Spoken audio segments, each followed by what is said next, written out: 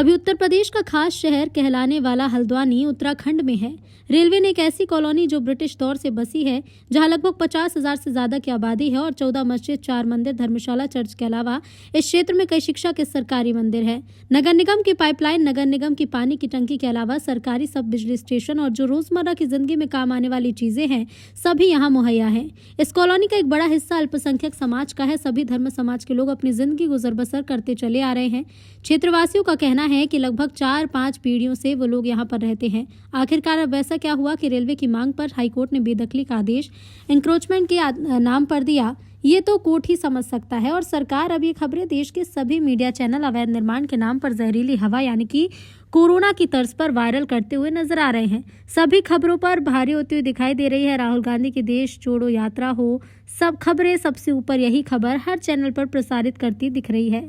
इस मामले में हल्द्वानी की इस कॉलोनी के समर्थन में विपक्ष पूरी तरह से क्षेत्र की जनता के साथ है। इसी क्रम में समाजवादी पार्टी के सांसद डॉक्टर एसटी हसन अपने सहयोगियों के साथ, जो हाल ही में विपक्ष के नेता बने, अपनी जिम्मेदारी समझते हुए हल्द्वानी पहुंचकर क्षेत्रवासियों से मुलाकात की और कहा कि वे उनके दुख में उनके साथ खड़े हैं, जो भी उनसे होगा करेंगे। सांसद डॉक्टर एसटी हसन ने रेलवे पर सवाल उठाए कि आखिरकार रेलवे के पास ये जमीन कहां से आई, उन्होंने कब किसानों से खरीदी या किसी और से। सियासत इतनी ऊपर चढ़ गई कि इंसानियत को भूल गई। जमीन इंसानों के लिए है, न कि इंसान जमीन के लिए। फिलहाल देश की 99% मीडिया इस खबर को सुर्खियों में लपेट कर दिखा रही है। दूसरी खबरें, चाहे राहुल गांधी की देश जोड़ो यात्रा हो या अन्य खबरें, राख के ढेर में दफती हुई नजर आ रहे हैं। किसी भी देश, किसी भी स्टेट, शहर के नागरिकों के खान पान से ना इंतजाम सरकार की जिम्मेदारी। अब देखना है कि सरकार लोगों की क्या मदद करती है, ये तो आने वाला समय बताएगा या सुप्रीम कोर्ट को स्टे प्रदान करता है। तहलका हिंद न्यूज चैनल की खास खबर। हिंद एक सोशल ऑर्गेनाइजेशन है। देश में कहीं भी, किसी पर भी, किसी भी कारण से कोई अत्याचार, अन्याय होता है तो जमीयत उलमा हिंद उसमें लोगों का सहयोग करती है। जमीयत उलमा हिंद ये समझती है कि भारत सरकार ने और स्टेट कोर्ट्स ने पिछले चंद सालों में जो निर्णय दिए हैं, उनके मुताबिक हम इस गंभीर विषय को भी शबाना बताइए किस तरह से क्या परेशानी है? बहुत परेशानी हो रही है। हमें यहाँ से भगाया जा रहा है। सब मुसलमानों को बहुत नाइंसाफ़ी हो रही है हमारे साथ। हम इतने लोग हैं, इतनी यहाँ की जनता कहाँ जाएगी? 50,000 लोग हैं। इस ठंड टाइम है, हम कहाँ जाएंगे? हमारे बच्चे कहाँ जाएंगे?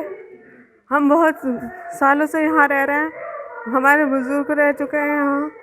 अब हम कहाँ जाएंगे? हमें कैसे निकाल रहे हैं यार, यहाँ से जा रहा है, अल्लाह से बोला नहीं जा रहा बस। सलाम, मेरा नाम है गुलफ्सा फातिमा। मैं बड़ी मस्जिद में पढ़ती हूँ। हमारी दस्तारबंदी होने वाली थी आज। हम मुवल्ली का क्लास। अच्छा, आज क्या होना था? आज हमारी दस्तार होना थी। हम पूरे कारिया बन जाते, पर इसके वजह से, इस आफत की वजह से हमारी दस्तारी ना हो पाई। और हमारे माँ बाप ने इतनी मेहनत से घर बनाया और ये घर तोड़ने की बात करते हैं। हमारा क्या होगा? जिनके तो भाई भी नहीं है बड़े, और माँ बाप का क्या होगा? बुजुर्ग कितनी तकलीफ़ में हैं सब, क्या होगा? हमारी दस्तार का क्या होगा? हमने इतनी मुश्किलों से सब सामान इकट्ठा करा, हमें इतनी खुशी थी। बेटी बचाओ बेटी पढ़ाओ का नारा हर कोई लगाता है। कहाँ बच रही है बेटी? कहाँ बच रही है बेटी? बताओ। हमारे साथ इतनी बड़ी नाइंसाफ़ी हो रही है, ऐसा नहीं हो सकता। कोबरा बेगम नाम है, पार्षद हूँ मैं। आप अपने घर में खड़े हैं। कोबरा जी बताइए जी, आप पार्षद भी हैं जी, बड़ी मेहनत मुश्किल से घर बनाया है जी, अभी आपका घर चला जाएगा तो आप भी घर वाले हैं, मैं भी घर वाली हूँ। किस तरह से बनाया है मैंने, क्या क्या कहा है मैं, क्या मेरी बस्ती ने क्या बनाया है। आज मुझे चैन नहीं है सर, मैं बहुत दुखी हूँ। मेरी बस्ती में आँच ना आना चाहिए। ज़रा हमारे तरफ से कुछ विनती करो, हम बहुत परेशान हैं। लोगों की सुनते सुनते दिल दुखी है हमारा। सर हमारे लिए कुछ मदद करो। मैंने मेयर साहब से भी कहा था सर्वे करवा दो, नहीं सर्वे हुआ तो मुझे नहीं पता ये हालत है। आप सोच लीजिए हम कहाँ जाएंगे? ये बच्चे कहाँ जाएंगी? जवान बच्चे हैं, छोटे छोटे बच्चे हैं, महिला गर्भवती हैं, किस जगह जाएंगे? आप सोच लीजिए। बस फैसला होना चाहिए, जो उनका बस है वो ले सकते हैं, हमारा हमें दे सकते हैं। हम बहुत दुखी हैं, हमारी बस्ती को बचा लो सर, हमारी बस्ती को बचा लो, यही विनती है। अल्लाह ताला व बरकातहू। मेरा नाम से जुलेखा फ़ातिमा है और मैं बड़ी मस्जिद की पढ़ने वाली हूँ। जैसा कि मेरी दोस्त ने बताया कि हमारी दस्तार बंदी हो रही थी, हमारा फ्यूचर का क्या होगा? सरकार को ये नहीं दिख रहा क्या? जब हल्द्वानी होगी ही नहीं तो हल्द्वानी में ट्रेन में बैठेगा कौन? क्या कुत्ते बिल्ली बैठेंगे ट्रेन में? जब हल्द्वानी उजड़ जाएगी तो कौन बैठेगा ट्रेनों में? सब में ट्रेन की पटरी चला के क्या करेगी सरकार? हल्द्वानी को बर्बाद करके करेगी क्या सरकार? हाँ, कुत्ते बिल्लियों को बिठा लेगी सरकार ट्रेन में? जब इंसान ही नहीं होंगे तो ट्रेन में बैठेगा कौन? अरे जायज़ लो, नाजायज़ क्यों ले रहे हो? क्यों लोगों को सता रहे हो? क्यों हमारा भविष्य खराब कर रहे हो? क्या मिलेगा तुम्हें हमारा भविष्य खराब कर कर? हैं, तुम खुश रहोगे हमारा भविष्य खराब कर कर? हमारी दस्तार होनी थी, हमें इतना दुख हो रहा है, हमारे माँ बाप इतना दुख हो रहा है उन्हें, हमारा घर बर्बाद करके मिलेगा क्या? क्या होगा रेलवे का? जब इंसान ही रहेंगे तो ट्रेन पे कौन जाएगा? क्या नाम बताया आपने? जुलेखा शाहजहाँ बेगम। शाहजहाँ जी, किस तरह का ये कार्यक्रम है, क्या हुआ इसमें? ये बहुत नाजायज़ है, बहुत नाजायज़ है। ये हाय खाली नहीं जाएगी अगर सताएंगे तो। कितनी महिलाएं नई नई विधवाएं बैठी हैं, हाथ उठाए हुए दुआ कर रही हैं। कितनी विधवाएं नई नई, दो बच्चे, एक बच्चे के। इतना जुल्म होता अंग्रेज़ों ने भी नहीं करा कि ये सरकार जो कि मुसलमानों के साथ में जुल्म कर रही है और हम सब एक। मेरा नाम सानिया है। मैं सबसे पहले सलाम करूँगी, अस्सलामु अलैकुम। मैं ये कहना चाहती हूँ, ये जो नारा लगता है बेटी बचाओ बेटी पढ़ाओ का, तो काय के लिए नारा लगा जाता है? हमारी पढ़ाई बर्बाद हो रही है, हमारा मदरसा चला जाएगा तो हम काय में पढ़ेंगे? हमारी दस्तार होने वाली थी, आज हमारी दस्तार होती, सुनिए हमारी दस्तार होती, हमें कितना बुरा लग रहा है। रेलवे के चक्कर में हमारी पढ़ाई कितनी लॉस हो रही है, आप ये खुद सोचिए ना। कितने दिन से ये हो रहा है, ये कितने दिन से हो रहा है, हमारी पढ़ाई ख़राब हो रही है। मतलब हमारे बारे में, बच्चों के बारे में भी सोचना चाहिए। स्कूल भी इतने जा रहे हैं, मदरसे इतने जा रहे हैं, मस्जिद इतनी जा रही हैं और मंदिर भी इतने जा रहे हैं। ये खुद देखना चाहिए ना, मतलब थोड़ा सबको समझना चाहिए कि हमारे बच्चों की पढ़ाई है, हमारा कुछ भविष्य है, हम भी कुछ पढ़ना चाहते हैं, हम भी कुछ बनना चाहते हैं। क्या नाम बताया आपने? सानिया नाम है मेरा। क्या नाम है? मेरा नाम बुशरा है। उषा जी, हाँ, क्यों आई थी बुशरा। आप यहाँ? बुशरा, क्यों आई थी आप यहाँ? हम बहुत परेशान हैं इस बच्चे में। हमें ऐसा नहीं करनी चाहिए ना हमारे सामने। हमारे सामने बहुत गलत हो रहा है, बच्ची उजड़ रही है, हम कैसे करेंगे?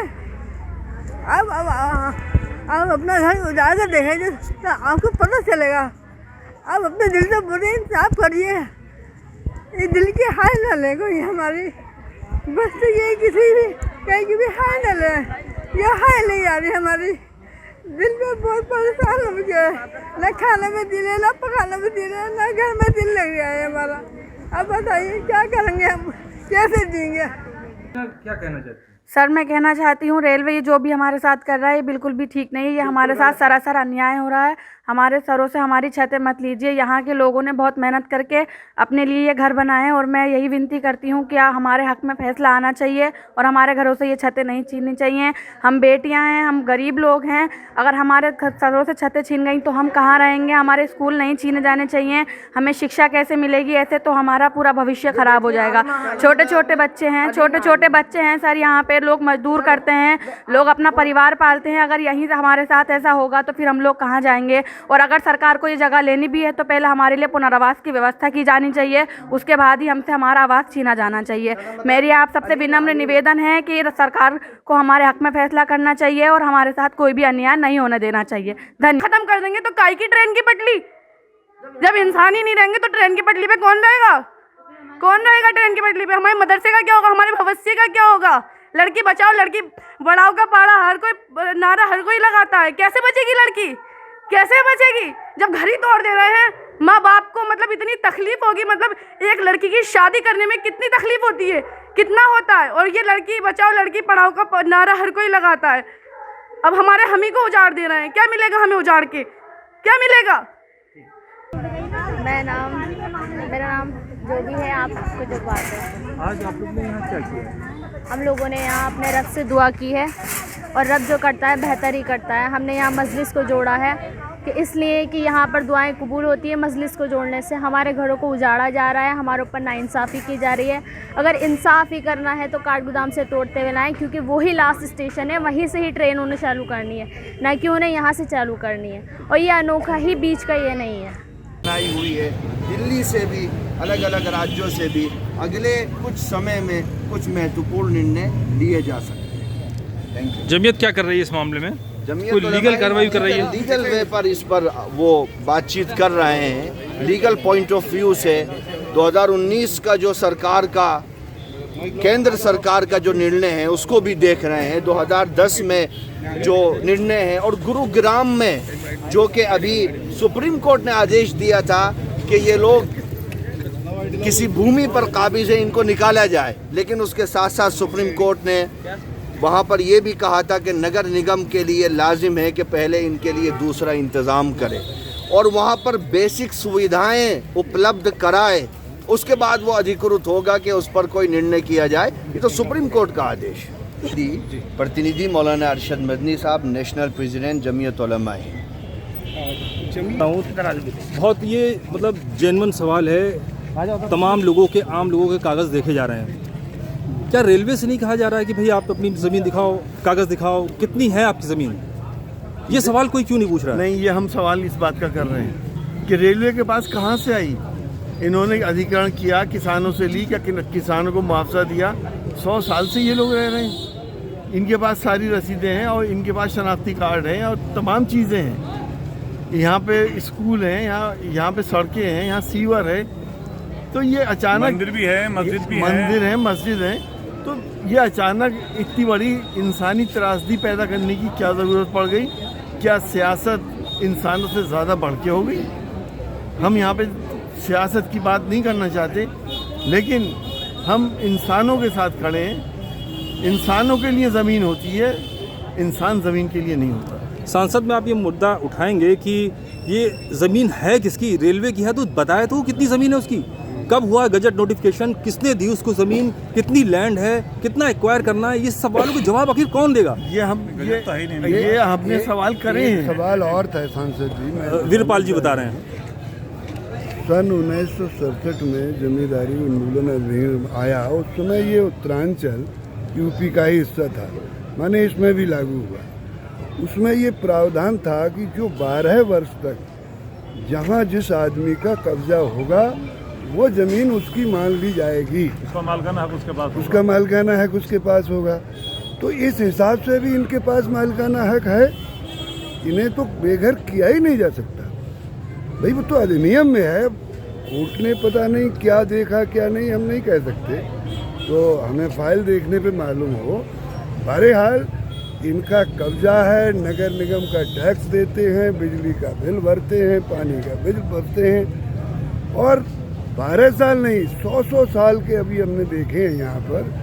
100 साल से लोग यहाँ पर काबिज हैं, उनके बाप दादा तक यहाँ पर रहे हैं, तो इनसे कोई ज़मीन खाली नहीं करवा सकता। वीरपाल जी का बिल्कुल सही सवाल है। एसटी हसन साहब के पास फिर से आएंगे। मैं ये जानना चाहता हूँ आप क्या सवाल करेंगे संसद में किस मुद्दे पे? हम सवाल यही करेंगे कि ये एक तो अपनी ऑथेंटिसिटी बताए रेलवे से, रेलवे के पास कहाँ से आई, किसने दी, उसके बाद क्या सबूत है। और अगर ये रेलवे की है तो जिस तरह से कॉलोनीज़ को रेगुलराइज़ किया गया दिल्ली के अंदर, 1000 से ज़्यादा कॉलोनीज़ को किया गया, इसको रेगुलराइज क्यों नहीं किया जा सकता? वहाँ भी रेलवे की थी संसद, तो इसको फ्री होल्ड क्यों नहीं किया जा सकता? यहाँ है लोगों के पास फ्री होल्ड के कागज़ हैं, शत्रु संपत्ति है, स्कूल